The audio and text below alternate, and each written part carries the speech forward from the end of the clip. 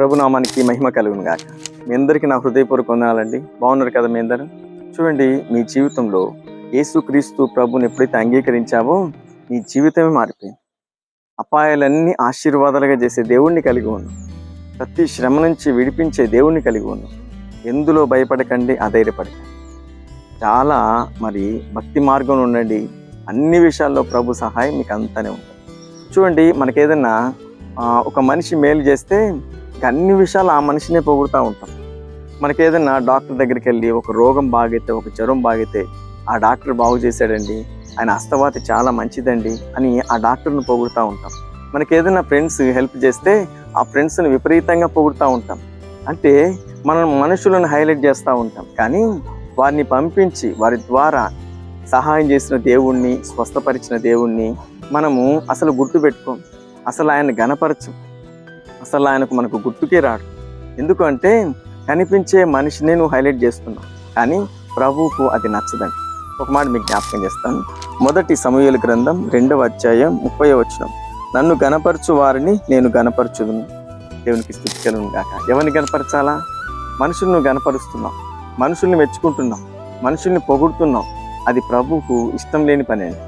అందుకే మోషే సమాధి ఎక్కడ ఉందో ఇప్పటి వరకు ఎవ్వరికి తెలియదండి.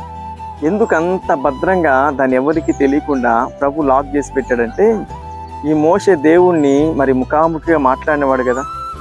మోషే మాట్లాడుతున్నప్పుడు ఆయన స్వరం విన్నాడు కదా, ఆయన వెలుగును చూసినవాడు కదా. అందరూ మోషే సమాధి దగ్గరికి వెళ్ళి చుట్టూ తిరుగుతారని, ఆ మోషే సమాధి దగ్గరికి వెళ్ళి సాగిల పడతారని, మోషే సమాధి దగ్గరికి వెళ్ళి గుండు కొట్టించుకుంటారని, ఈ క్రియలన్నీ చేస్తారని చెప్పి మోషే సమాధిని ఎవ్వరికి తెలియకుండా బ్లాక్ లిస్ట్లో పెట్టారు. ఎందుకు? దేవుణ్ణి మర్చిపోయి అందరూ మోషేనే దేవుడు, ప్రభువైన యెహోవా దేవుడు కాదు, యేసు ప్రభు దేవుడు కాదని చెప్పి మోషే దేవునిగా హృదయంలో ఎక్కడ ప్రతిష్ఠించుకుంటారని చెప్పి మోషే సమాధి నేటి వరకు ఎవ్వరికీ తెలియదని బైబిల్లో రాయబడింది.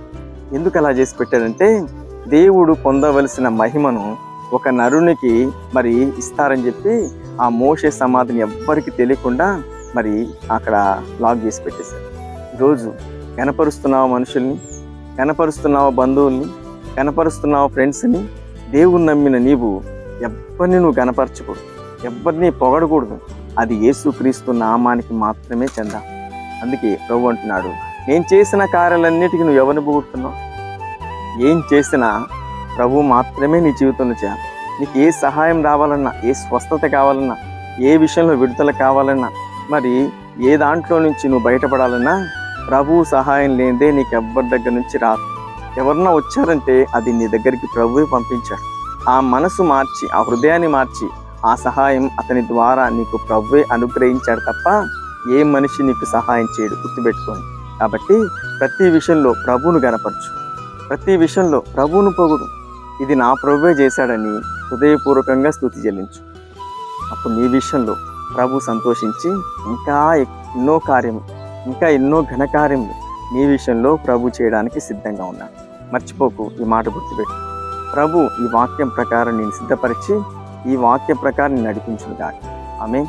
అందరి కోసం చిన్న ప్రార్థన చేస్తాను. మహాపరిశుద్ధుడా, ప్రేమ కలిగిన యేసయ్యా, నీకు స్తోత్రములు నాయనా. ఈ మాటలు వింటున్న ప్రతి బిడ్డలు మనుషులను పొగుడుతున్నారు, మనుషులను గణపరుస్తున్నారు. ప్రభువా, ఈరోజు వాక్యం ద్వారా నన్ను గణపరచువారు నేను గణపరుస్తానంటున్నావు తండ్రి. ఏ సహాయమైనా నువ్వు చేస్తేనే, ఏ స్వస్థతైనా నువ్వు ఇస్తేనే, ఏ దాంట్లోంచి విడుదలైనా నువ్వు కలిగిస్తేనే ప్రభు ఆ ఘనత నీకే రావాలి, ఆ మహిమ నీకే రావాలి. ఆ ప్రకారంగా నీ బిడ్డలందరూ జరిగించినట్లు సహాయం చేయమని నజరేయుడైన యేసుక్రీస్తు నామములో ప్రార్థిస్తున్నాం పరమ తండ్రి. ఆమేన్. వీడియో చూసిన ప్రతి ఒక్కరు తప్పకుండా లైక్ చేయండి, షేర్ చేయండి, సబ్స్క్రైబ్ చేయండి. మీకు తెలిసిన వారందరికీ వాక్యాన్ని పంపించండి. ప్రభు నిన్ను, నీ కుటుంబాన్ని ఆశీర్వదించి అభివృద్ధి పరచును గాక. ఆమేన్.